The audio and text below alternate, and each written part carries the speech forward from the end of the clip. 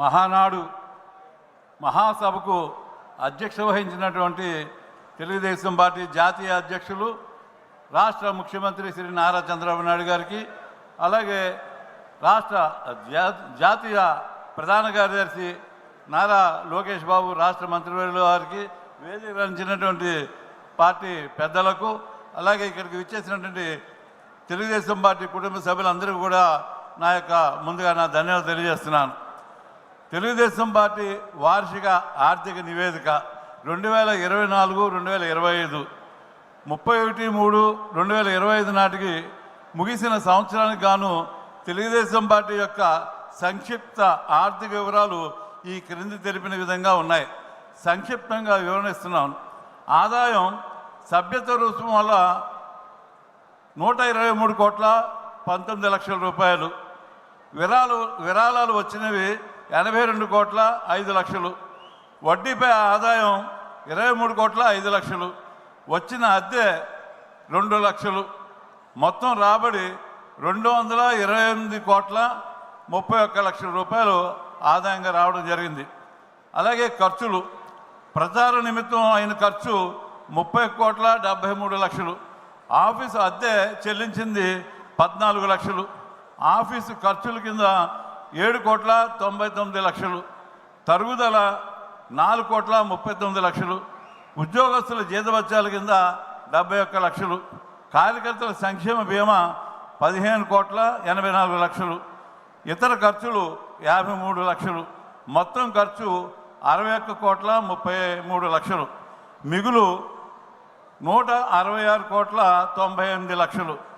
వార్షిక సంవత్సరం 2025కు గాను కార్యకర్తల సంక్షేమ బీమా, కార్యకర్తల కోసం మరి ప్రతి కార్యకర్తకి ఇన్సూరెన్స్ బీమాకి నిమిత్తం బీమా చెల్లింపుకు 48,09,00,000 రూపాయలు చెల్లించడం జరిగింది.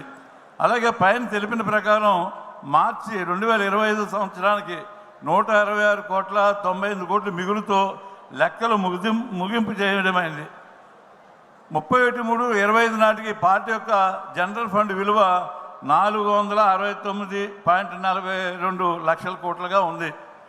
ఈ వార్షిక నివేదికను సభ్యులు ఆమోదించవలసిందిగా సభను కోరుతున్నాను. నమస్తే.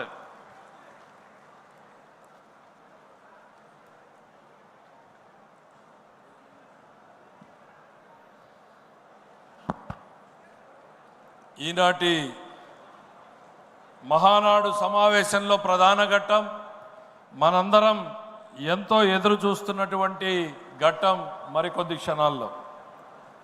75 ఏళ్ల యువకుడు, 47 ఏళ్ల ప్రజాసేవలో తరిస్తున్నటువంటి ధన్యుడు, తెలుగువారికి వెలుగు చూపుతున్నటువంటి ప్రకాశకుడు, తెలుగు జాతి ఆత్మవిశ్వాస ప్రతీక, తెలుగు ఖ్యాతిని విశ్వవిఖ్యాతం చేసినటువంటి దార్శనికుడు, జాతీయ రాజకీయ యవనికపై తెలుగువారి ప్రభావాన్ని చాటిన దురంధరుడు, పేదల సంక్షేమం సమగ్రాభివృద్ధిని కొత్త పుంతలు తొక్కించినటువంటి నాయకుడు, బడుగు బలహీన వర్గాల ఉన్నతికి అహరహం తవ్వించే స్వాప్నికుడు, డ్వాక్రా మహిళలకు అభ్యుదయానికి నాంది పలికినటువంటి దార్శనికుడు, యువతకు ఆత్మస్థైర్యాన్ని ఇచ్చిన ధీరోదాత్తుడు, రాష్ట్ర రాజకీయాన్ని రాష్ట్ర హితం కోసం అన్వయించిన అపర చాణక్యుడు, సాంకేతిక విజ్ఞానాన్ని సామాన్యుడి హితం కోసం వాడిన మేటి నాయకుడు, విధ్వంసమైన నవ్యాంధ్ర